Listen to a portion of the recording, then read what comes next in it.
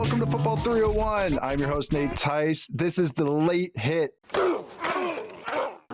This is me and my guy, Mr. Forverts, Charles McDonald. We're coming to you right after Sunday Night Football, and this one was a brouhaha, a barn burner.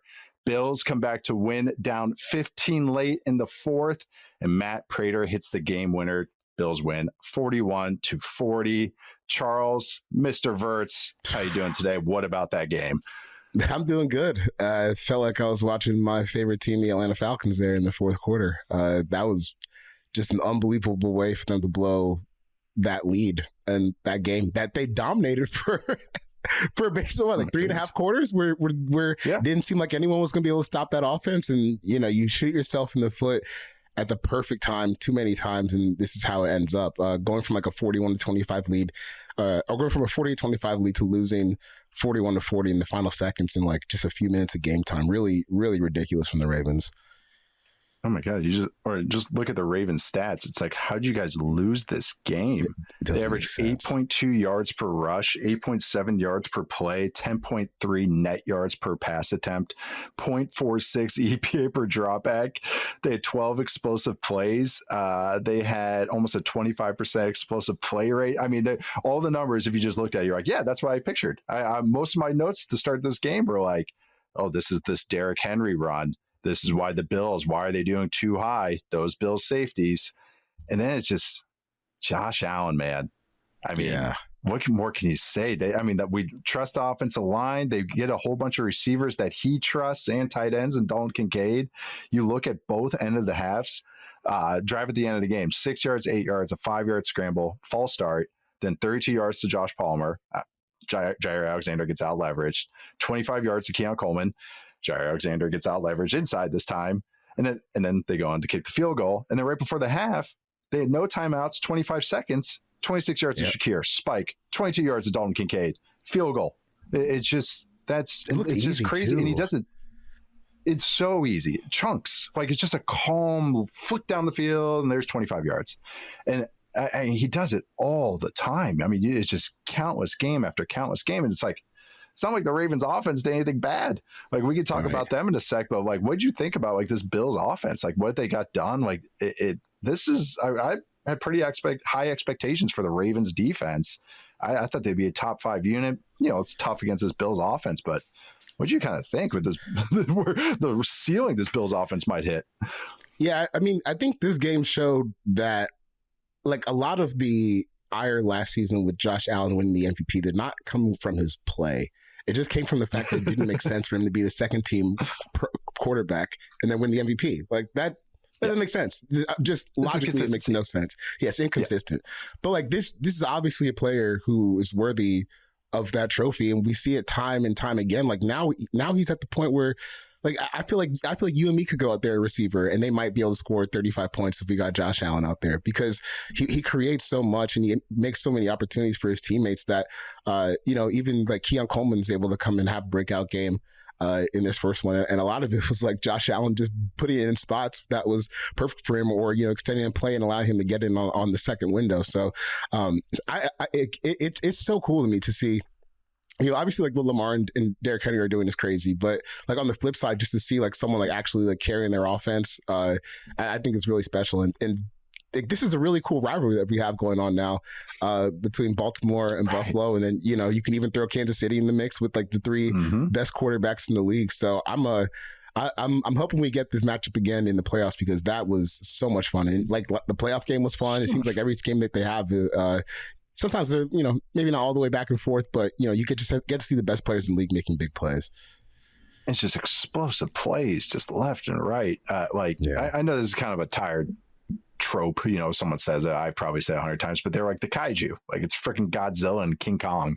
Like, and they're just going at it. And then Derrick Henry's doing stuff. But that's what it's like with these guys because it's just how inevitable it feels. I mean, even Friday night with, Mahomes, I know some people get on him, but I think unfairly criticize him, as we say, or you say, the most underrated player in the league. That's right. But he's carrying the team, and it just feels, again, inevitable. It's like when they don't do something, you're like, what? And then the same the other side. Justin Herbert is just doing crazy stuff throughout the game, and it's just when they don't, you're like, even though you can't even name, most people can't even name who's playing right tackle for him, or you can't say that some of these guys that he's thrown to, they're still making these big plays. Josh Allen hits a seam route to the third string tight end on a huge play. Like crazy. I thought that was Kincaid or Knox, and it was just, it's the other guy. Broadcast. They thought it was too. Yeah. Well, no, that was Rich Eisen. No, it was just seriously, Will Dissly again. No, but it just the Dalton, and then the first Dalton Kincaid touchdown. It was like the bender, and that's a harder throw than it appears. I mean, obviously, a lot of these NFL throws are, but it's just a classic high-low. Like there's a little underneath route, and then a bender by the tight end. And you just high-low the Mike linebacker. And it's one of those plays when you draw it on the whiteboard, it's just like, oh yeah, just high-low the Mike linebacker. Easy.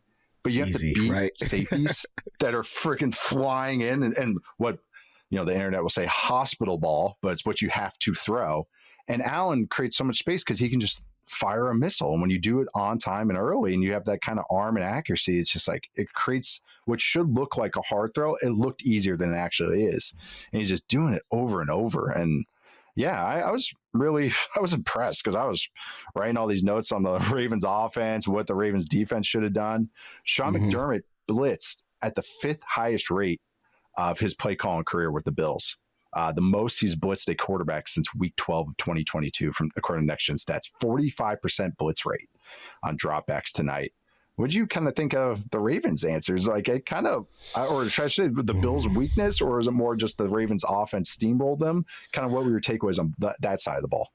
I think that this is probably going to be a pretty real problem for the Bills as the season goes on, because this is a continued trend of where they were like this time, or towards the end of last season, where the defense fell totally apart. They were able to beat Baltimore in the divisional round again because of just mistakes that the Ravens made and did to themselves. And Buffalo's there to capitalize. But again, that's what good teams do. I just don't think that this is a good defense. I mean, you had something to prove with a offense like Lamar Jackson and Derrick Henry, who you're probably going to see again in the playoffs, because that's how it seems to go with Kansas City and Buffalo and Baltimore every season now. And over the first 3 quarters, they gave up 9.1 yards per play. I mean, come on, like that's awful. I mean, and even in the fourth quarter, like when they had including the fumble they got on Derrick Henry, they were still getting gashed. Like when the Ravens lined up before that Derrick Henry fumble, I was like, this is probably done, because they haven't been able to stop anything all day. So they start now, and then the fumble happens and everything changes. So I think the concerns we have about Buffalo's defense are still really valid, but they might be able to survive just because Josh Allen is playing at this level. I mean, if you can come back and score 41 points and score 22 points in the fourth quarter. I know you need a little luck for that to happen. You're still in a pretty decent spot to at least go on a little bit of a run, but the defense might be their Achilles heel once they get deep into the playoffs. That's it. Can you do it again? And I know that's not fair now, but I think there's gonna be a lot of these types of games with the Bills when they play the better teams. I trust them to score 30 points, pretty often, but I also trust that their defense might give up 30 points any week. And, Barnwell, our friend Bill Barnwell brings this up all the time, how, mostly turnovers can be, can be high variance, from year to year. And the Bills have been top 7, I believe, in turnover rate every year under McDermott. And then once again, timely Ed Oliver forced fumble on Derrick Henry, who weighs probably the same as him, and he's making him and then Joey Bosa is making some big plays, which I thought was significant as well. It's like, okay, that's a different type of athlete than this defensive front has had. I know people don't think of that with Bosa, but he's very bendy and quick, and it was just timely. But I don't want to take away from what the Ravens offense did. I mean, so I just mentioned that blitz stat. Lamar torched the blitz. He went 7-9. 141 yards, 1 touchdown, almost a perfect QB rating. He took 1 sack until the very last third down of the game. He was shredding it, and he completed another one, but then they made a nice tackle. The Bills did. You're talking about that momentum. That was the next drive after the fumble. So, and then they were going 12 personnel with tight ends. They were running it all over them. They had some great zone runs, some pony personnel with 2 backs out there. So I think it's just kind of fair. It's these are the 2 juggernauts of the AFC. These are 2 teams that we think are division winners, 2 teams that they can make a run. And it was a lot of fun. It's a lot. Yeah. I'm glad I'm not a fan of either of these teams, but it's just, like you just said, the Bills have that Achilles heel, and it's going to be in the back of my mind. they're playing too high and they're just getting popped in the face run after run. You get these turnovers, but it's just like, oh man, that's just such a crazy way to live. And I get it. You're like a pressing defense in basketball trying to create turnovers for your quarterback, but just a little bit scary. Oh man, that was fun. Now we got fun. No, they just move on. Who the Ravens have next week? Well, just before we move on to the next thing, Ravens have the Browns next week. Nice little mouthwash there. And the Bills have that Browns defense. They held Joe Burrow to like 100 passing yards today. It was like it was something crazy. They had like the lowest amount of yards in the second half by a team that won in like 2 decades or something of that sort. Yeah. Bills have Jets. So we'll talk about the Jets in a second, because now Charles and I went on YouTube after week 1 afternoon games. We recapped, some things that stood out to us. 3 highs, 3 lows from earlier today. Things we wanted to highlight, good and bad. That conversation is coming right up after the break.